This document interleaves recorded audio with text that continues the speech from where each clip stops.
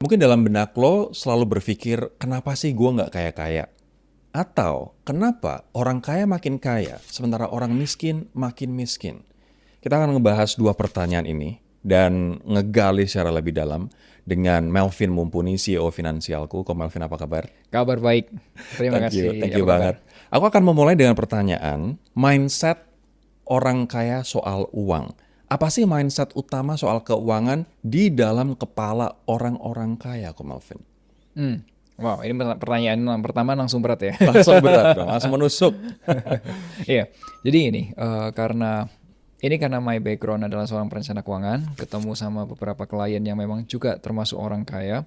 Jadi seringkali saya juga bertanya sama mereka apa yang mereka lakukan, bagaimana cara mereka berpikir dan lain sebagainya. Nah, ternyata banyak hal yang berbeda. Hmm, Nah, misal contoh dari penghasilan dulu deh. Oke. Orang kaya itu kebanyakan punya lebih dari satu sumber penghasilan.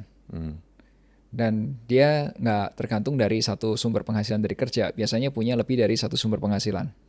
Nah, sedangkan kelas menengah sama yang miskin itu biasanya bergantung dari satu sumber penghasilan aja. Gaji. Contohnya gaji. Ya, kalau orang kaya itu bisa punya, ini contoh ya, dia punya waktu itu ada punya toko. Biasanya punya toko. Terus kalau udah punya deposito, Oke. punya obligasi pemerintah mungkin Ori atau betul ya ori kayak gitu syariah. tahu. Terus kemudian juga punya properti yang disewain. Kos-kosan, apartemen. Contohnya apartemen sewain atau rumah dikontrakin atau ruko dikontrakin, itu udah hitung aja berapa jumlahnya, udah banyak. Ya. Nah, Belum lagi saham misalnya, dapat ya dividen. salah satunya dividen itu kalau yang lebih canggih ya. Hmm. Tapi intinya mereka punya lebih dari satu sumber penghasilan. Apakah mereka juga berangkat dari orang miskin?